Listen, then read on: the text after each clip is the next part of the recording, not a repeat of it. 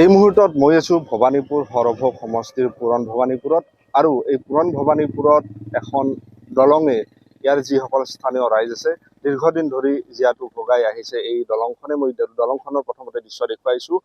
এয়া হৈছে পুৰণ ভবানীপুৰত অৱস্থিত এখন RCC দলং আৰু এই দলংখন বিগত 5 বছৰ পূৰ্বে বানপানীয়ে দুয়োটা মূৰ খহাই লৈ গৈছিল আৰু তাৰ পিছৰে পৰা এই দলংখনৰ এই ধৰণৰ অৱস্থা আৰু এই দলংখনৰ এই যি ভগ্ন অংশ এই ভগ্ন অংশ ইয়াৰ যিসকল স্থানীয় ৰাইজ আছে এই স্থানীয় ৰাইজসকলে বা আৰু কেইডালমান কাঠেৰে ইয়াত বেৰিকেড সৃষ্টি কৰিছে কাৰণ যাতে দুৰ্ঘটনা নহয় তাৰ বাবে এই প্ৰতিৰোধ ইয়াৰ স্থানীয় ৰাইজসকলে ব্যৱস্থা গ্ৰহণ কৰিছে। মই দৃশ্য দেখুৱাইছো ইতিমধ্যে কেইবাখনো গাড়ী এই দলংখনেৰে অহা যোৱা কৰিছে, কিন্তু গুৰুত্বপূৰ্ণ কথা যে এই দলংখনেৰে কোনো ধৰণৰ গধুৰ যান বাহন আহিব নোৱাৰে কাৰণ দুয়োটা মূৰ মই এইফালেও দেখুৱাইছো বাঁহৰ কেইডালমান খুঁটি তেওঁলোকে স্থানীয় ৰাইজসকলে ইয়াত খুঁটি পুতিছে আৰু এনেধৰণে দলংখনৰ বৰ্তমানৰ অৱস্থা। কেইবাগৰাকীও লোক আহি আছে, মই জানিবলৈ চেষ্টা কৰিম। দাদা, মই আপোনাৰ ওচৰলৈ আহিছো। এই দলংখনেৰে আপোনালোকে সদায় অহা যোৱা কৰে, কেনেধৰণৰ অৱস্থা বৰ্তমান দলংখনৰ অৱস্থাটো অতি শোচনীয় হৈ আছে। গতিকে কিমান বছৰ ধৰি এনেকুৱা? মই আজি ধৰকচোন 2-3 বছৰ ধৰি এনেকৈ এইটো ৰাস্তা দি আহি আছো। মই অৱশ্যে এডুকেশ্যন ডিপাৰ্টমেণ্টত কাম কৰোঁ। মই BO অফিচত যাই থাকোঁ বেলগুৰি।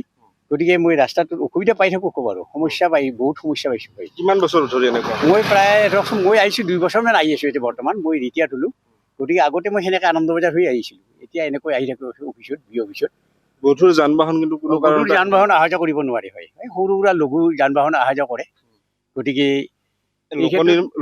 লোক নিৰ্মাণ বিভাগ এটা আছে, কোনো ধৰণৰ দায়িত্ব গ্ৰহণ কৰা নাই, কোনো ধৰণৰ দায়িত্ব তেওঁলোকে মন কাণ নিদিয়ে, এই কাণ সাৰ দিয়া নাই এই ৰাস্তাটোত। গতিকে ৰাস্তাটো যিহেতুকে বৰ জনবহুল ৰাস্তা, এইটো যিহেতুকে মানুহৰ কমিউনিকেশ্যনো বেছি যাতায়াত হয় এই ৰাস্তাইদি। গতিকে সেই ৰাস্তাত মানুহখিনি অহাৰ কাৰণে সুবিধা কৰি দিয়াৰ কাৰণে চৰকাৰৰ ওচৰত মই অনুৰোধ কৰিছোঁ। আৰু লগতে যি গড় কাপ্তানি বিভাগৰ হওক বা যি লোক নিৰ্মাণ বিভাগৰে হওক, তেওঁলোকে অতি সোনকালে এই ৰাস্তাটো শীঘ্ৰে নিৰ্মাণ কৰি দিয়াৰ বাবে মই অনুৰোধ জনালোঁ। আপুনি যদি চাই ইয়াৰ কিছু নিলগত মহাবিদ্যালয় আছে, স্কুল আছে, যথেষ্ট ল'ৰা ছোৱালী এই পথটোৰে অহা যোৱা কৰে, যথেষ্ট অসুবিধাৰ সন্মুখীন হৈছে। হয়, যথেষ্ট অসুবিধা। ল'ৰা ছোৱালীখিনি অহা যোৱা কৰে, যাতায়াতৰ বহুত সমস্যা না। কাৰণ ধৰকচোন চাইকেলেদি আহিব লাগে, ধৰকচোন তেওঁলোকে বাইকখনো আনিব নোৱাৰে বা অসুবিধা হৈ যায় কেতিয়াবা। বাৰিষা হ'লেতো আৰু বেছি পানী হ'লেতো আৰু এইটো দলঙৰ এই মথাউৰি চাইডটো খহাই বানে উটুৱাই নিব পাৰে। গতিকে সেই ক্ষেত্ৰত চৰকাৰে এইটো অতি সোনকালে যাতায়াত ব্যৱস্থা কৰি দিয়াৰ কাৰণে মই অনুৰোধ জনালোঁ। হয়, নিশ্চিতভাৱে আচলতে এই যিখন RCC দলং পুৰণ ভবানীপুৰত অৱস্থিত, এই দলংখন অতি শীঘ্ৰে যাতে যাতায়াতৰ বাবে সুচল কৰি তোলে তাৰ বাবে ইয়াৰ যিসকল পথচাৰী আছে সেই পথচাৰীসকলে আহ্বান জনাইছে। মই পুনৰ দৃশ্য দেখুৱাইছো যে দুয়োটা মূৰ খহাই লৈ গৈছিল 5 বছৰ পূৰ্বে বানপানীয়ে আৰু তাৰ পিছৰ পৰা এনেধৰণৰ অৱস্থা দলংখনত। আৰু ইয়াৰ পৰা কিছু নিলগত মহাবিদ্যালয় আছে, স্কুল আছে, তৎসত্ত্বেও কিন্তু কোনো ধৰণৰ দায়িত্ব গ্ৰহণ কৰা নাই লোক নিৰ্মাণ বিভাগে।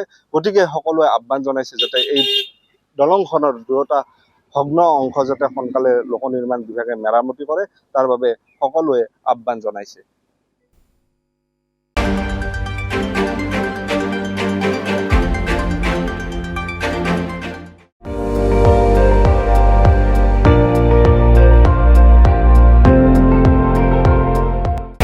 আপুনি চাই আছে ND24, সৰ্বশ্ৰেষ্ঠ নহয় সৰ্বোত্তমৰ দৌৰত।